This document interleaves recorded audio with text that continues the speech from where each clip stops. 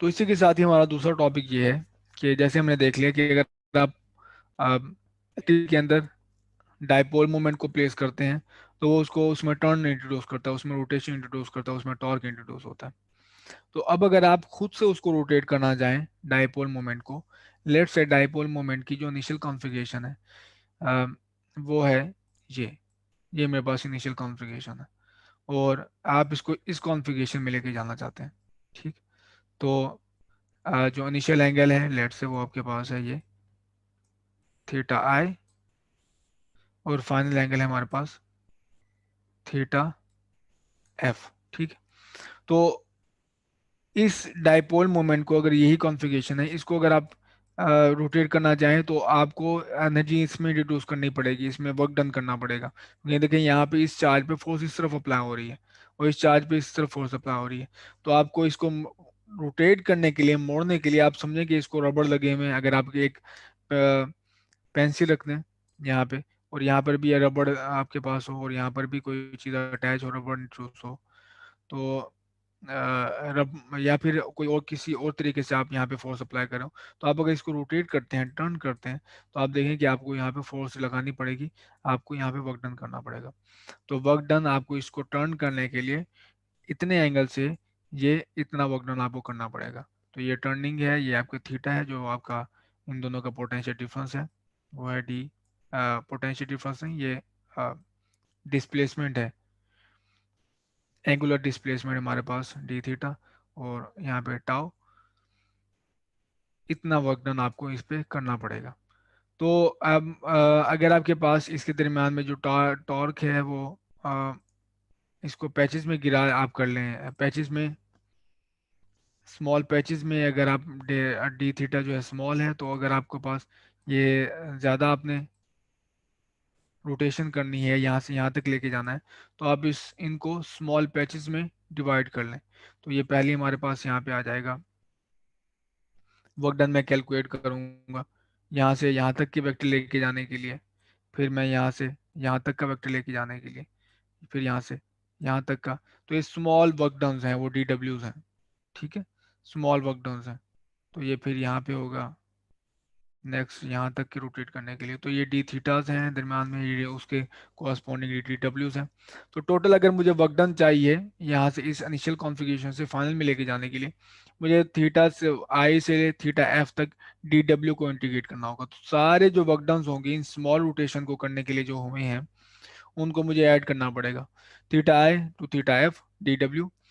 तो tau D theta, मैंने यहाँ पे डी डब्ल्यू की वैल्यू पुट कर दी, तो टाउ डी थीटा, टाउ की वैल्यू मेरे पास है यहाँ पे जो पिछले लेक्चर में पीछे हम देख चुके हैं, अभी अभी जो हमने टॉपिक डिस्कस किया है, वो है tau is equal to P cross E. तो P cross E cross product है हमारे पास, वो आ जाएगा पी साइन थीटा। मैंने यहाँ पे टाउ की वैल्यू पुट कर दी। तो अब इसको इंटीग्रेट करना आसान है, आपका डाइपोल मोमेंट कांस्टेंट है जिस इलेक्ट्रिक फील्ड में प्लेस किया हमने पास, वो इलेक्ट्रिक फील्ड हमारे पास यहाँ पे कांस्टेंट है। तो साइन थीटा की इंटीग्रेशन होती है माइनस कॉस थीटा। अब आप सिर्फ लिमिट्स पुट करेंगे तो आपके पास यहाँ पे आ जाएगा रिजल्ट। तो ये बेसिकली हमारे पास यहाँ पे टाइपो है, ये है कॉस थीटा आई। तो कॉस थीटा आई माइनस कॉस थीटा एफ। तो ये रही हमारे पास डाइपोल डाइपोल मोमेंट को अगर आप इलेक्ट्रिक फील्ड में प्लेस करते हैं और उस एंगल से थीटा आई से थीटा एफ तक रोटेट करते हैं, तो ये आपको एनर्जी डिफरेंस ये मिलेगा, ये आपके पास एनर्जी डिफरेंस है। तो जैसे कि पहले हम डिस्कस कर चुके हैं, और जैसे पोटेंशियल एनर्जी में, ग्रेविटेशनल पोटेंशियल एनर्जी में होता है कि अगर आपको एब्सोल्यूट पोटेंशियल डिफाइन करनी है, एब्सोल्यूट पोटेंशियल एनर्जी डिफाइन करनी है, तो आपको रेफरेंस पॉइंट चाहिए होता है। जिस तरह ग्रेविटेशन में हम रेफरेंस पॉइंट ग्राउंड को लेते हैं, तो उससे फिर अगर रेफरेंस सेट कर लें तो आपके पास अम, जो आप एब्सोल्यूट एनर्जी डिफाइन कर सकते हैं, एब्सोल्यूट पोटेंशियल डिफाइन कर सकते हैं। तो इसी तरह अगर मुझे यहाँ पे पोटेंशियल एनर्जी एब्सोल्यूट डिफाइन करनी है, तो मैं रेफरेंस ले रहा हूँ, वो है theta I is equal to 90 degree. ठीक है, theta I is equal to 90 degree.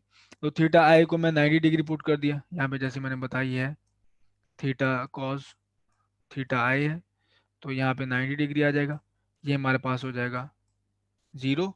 तो बाकी हमारे पास रह गया ये। ठीक है, cos थीटा एफ को मैंने वैसे ही cos थीटा लिख लिया।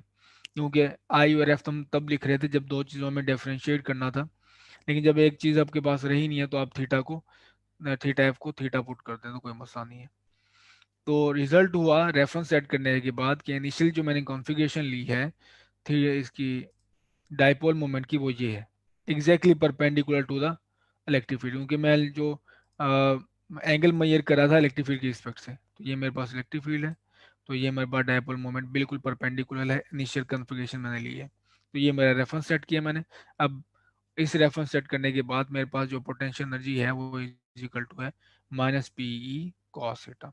तो दो क्वांटिटीज में जब आपके पास कॉस थीटा रिलेशन है दो वेक्टर क्वांटिटी में, तो वो होल्ड करती है हमारे पास डॉट प्रोडक्ट, तो माइनस पी डॉट ई।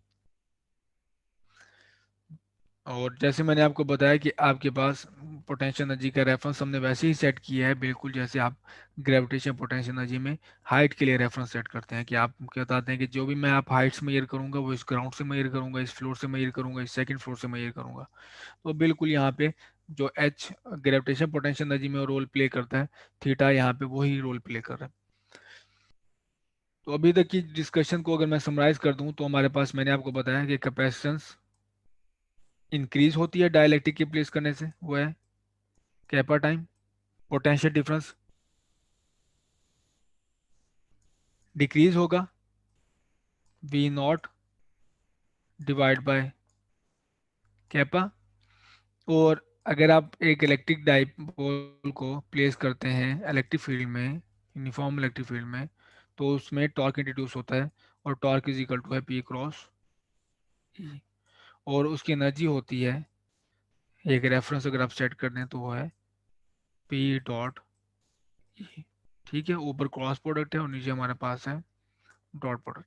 ये एनर्जी है, ये टॉर्क है और ये कैपेसिटेंस है। तो अभी तक के लेक्चर की हमारे पास ये समरी है।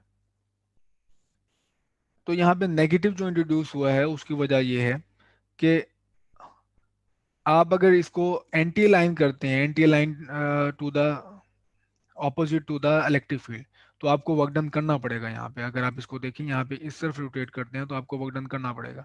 लेकिन अगर आप इसको इस तरफ लेके जाते हैं तो ये देखें फोर्स तो है इसी डायरेक्शन में, और आपको यहाँ पे इस तरफ फोर्स अप्लाई करनी होगी, तो वो आपको वर्क डन नहीं करेगा, उल्टा सिस्टम की एनर्जी डिक्रीज होगी। तो अगर इलेक्ट्रिक फील्ड और डाइपोल मोमेंट ऑपोजिट डायरेक्शन में हो, एंटी लाइन हो, तो आपके पास एनर्जी इंक्रीज होगी। इस वजह से आप जब देखें थीटा की वैल्यू अगर 0 से लेके 90 तक पुट करते हैं तो आपको वैल्यू नेगेटिव मिलेगी, और जैसे आप बढ़ेंगे इस वैल्यू से 90 से यहाँ पे इस तरफ जाने की कोशिश करेंगे, थीटा बढ़ाने की कोशिश करेंगे, तो आपके पास एनर्जी पॉजिटिव हो जाएगी। ठीक है, तो यहाँ से हमें पता चलता है कि डाइपोल मोमेंट की एनर्जी इंक्रीज कब होती है, मैक्सिमम एनर्जी कब होती है, जब वो इलेक्ट्रिक फील्ड के एग्जैक्टली ऑपोजिट होती है। तो इस वजह से ये माइनस साइन है।